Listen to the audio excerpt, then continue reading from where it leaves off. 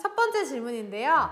비급여되면 동네 병원보다는 다들 좋은 대형 병원으로 막 몰려들지 않을까요? 라고 질문해 주셨는데 제 생각에도 동네 병원 근데 또 너무 멀어서 안 가려나요? 네. 물론 그런 우려와 염려는 있을 수는 있습니다.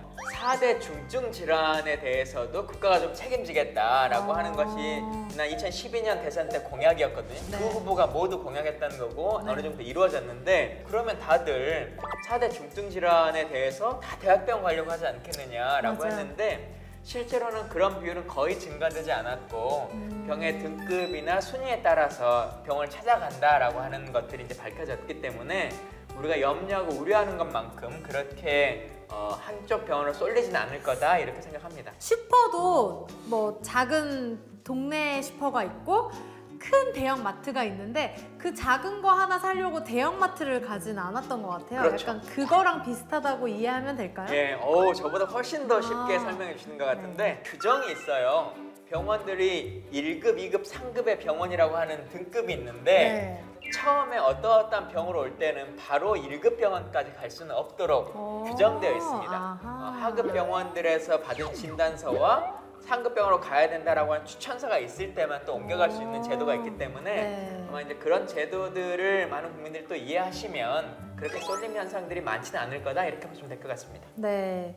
27년간 저렴한 가격으로 비염 치료를 해온 여자 사람인데요. 이번 문재인 케어에 관심을 갖고 기사를 찾아보고 있는데 수가제는 안 알겠는데 신포괄수제라는 건 무엇이냐고 질문해 주셨는데 신포괄수가제. 신포괄수가제. 네. 그동안은 포괄수가제라고 하는 것으로 있었는데 새로운 제도로서 신포괄수가제라고 하는 것으로 이제 전환하는 것이죠. 팔이 부러졌어요. 팔이 부러졌어요. 이럴 경우에 병원에 가면 일단 가서 의사 선생님이 상담을 하겠죠. 그러면 상담료가 나오는 거고요.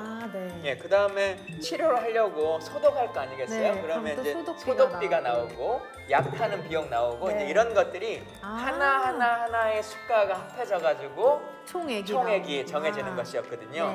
근데 포괄수가제라고 하는 것은 뭐냐면 어떠한 병이 걸리면 혹은 어떠한 상황이 초래되면 총괄적으로 병원에 들어가서 병원에 나올 때까지의 총 금액은 얼마다라고 하는 걸로 정하자라고 하는 거예요. 그게 신포괄수가제라고 그렇죠. 하는 거군요. 네, 그래서 사실 모든 정책이 다 완벽하진 않아요.